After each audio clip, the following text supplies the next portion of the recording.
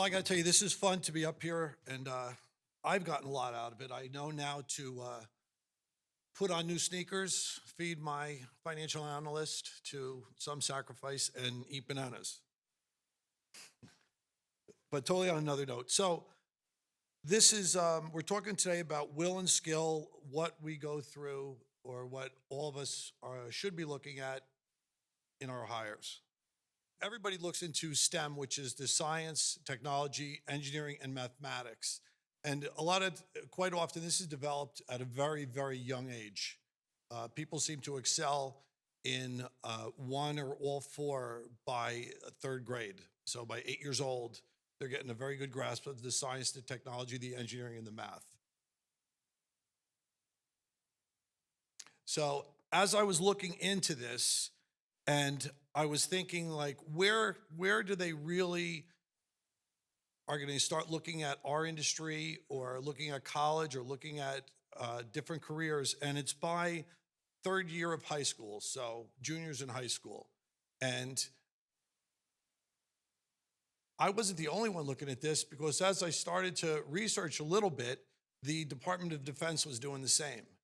And their TV commercials were no longer geared at people jumping out of planes or such. It was people sending a drone or sending all electronically. And then as I start to look at the people I hire in my own company, I do look for somebody who's really great at analytics. And you find a lot of that in fantasy football, where somebody who has nothing to do with our industry, yet they're so smart with numbers, and as you try to show them what's involved in an estimate, those numbers start to make a lot of sense. You'll see here, there's a tremendous amount of knowledge of people in internal combustion engines that are getting extremely excited to get into electric cars, and they have no experience, but yet it excites them, and they feel, if you teach them a little bit, they start to feel relevant, because an employee has to feel relevant. In my company, almost everyone has come from a different industry. I always look at people who have sports degrees for sports marketing, and they are very easy to train and teach, and they have respect for what they do, and they have planning skills that are above and beyond what I'm used to. But I want to make them feel relevant. I want to make them feel important at all times. I don't care if they're coming in the morning or when they leave. A person has to feel relevant, that they're making a difference.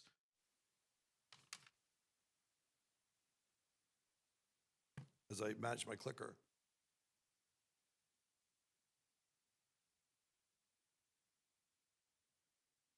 So the Department of Defense, when you started to look at where they were defining in the STEM learning and where to start looking at the personnel, again, high school was the best path.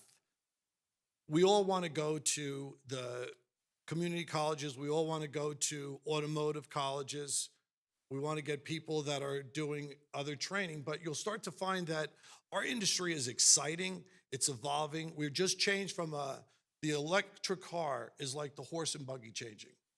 And the amount of people that are skilled in mechanical are all sitting there. I was just in rooms for SEMA, and it's totally changing my trends of thought, because they're all scared to death that no longer there's all of these opportunities for tuning. There's all these opportunities for all these mechanical, because there's so much less to the vehicle. And you start to hear constantly the one word popping up in this room was, what about collision? What about collision? What about collision? And I actually think our pool of personnel is going to increase greatly. And I think a lot of them are also very skilled in their learning capabilities. And the amount of brains that are in a tuner's head is unbelievable compared to what we do. So when you start to look to a person, how relevant they are, what skill set do you actually look for? And honesty, integrity become a very important part. So I put a lot of value on people from scouting. I think going out of your way to talk to scout places is important, male or female. because they're taught a lot of skills.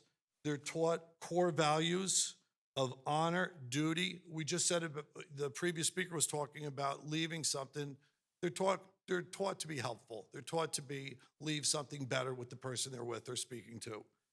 And you start to say, like, why is there a submarine in a picture with scouting? So my son happens to be an Eagle Scout. But during World War II, as we went off the Japanese coast and the first people were going to step on land, the commander said, please send your Eagle Scouts. So he had the whole crew to pick who's going to be landing, but he knew they would have the skill set to come and be the ones you want because they had no idea what they were going to run into. They had no idea what was going to confront them, but they knew the basic skills they were taught would get them through. Then I spoke to a friend of mine from the FBI when he was recruiting people. And he put a high value on skills of scouting. He put a lot of value on skills that you were part of a team and sports where you had a foundation. So this slide is where this just happened a week or so ago at a training facility, but one of the big problems we're having in our industry also is on the ATEX with welding and the time they're away for their training. And it's one of the biggest expenses the shops face. When in reality, we're doing a tremendous amount of riveting, bonding. The actual welding of aluminum is a tiny little facet of the repair. So this happened to be a girl from the front office. And when she was shown that she could learn these skills and become much more relevant to the whole picture of the business, she was thrilled that that ability was now going to be there for a technician. This happens to be a marketing girl from JLR. And she had never touched a welder. She had never seen a welder, but she was excited and enthused that this is now a whole new path that the front office could be taking, and that the weak link of a shop could be filled quickly. You know, we also talked a little bit about, he was saying about new sneakers. It's amazing the amount of people you talk to who say the first thing they look at when the person comes in for a job is their shoes, because they want to see how detail-oriented they are and how well they actually care for themselves. In my time doing different certifications and audits, a lot of the executives put a big, big emphasis on the bathroom. They were like, when you go in, before you look at the office, before you look at paperwork, go in the bathroom, because that's exactly what the consumer is going to see when they go in for the repair. So back to core values are key in a person. They don't have to be in our industry. If you make them feel relevant, if they show math skills, science skills, which they would have learned from STEM, it's very, very easy to train them if you just have patience, treat them nice. Everyone in my company, except for one person, did not come from the automotive industry. They came in with a certain skill set, and we trained them just simply to do things the right way. So with that, thank you very much.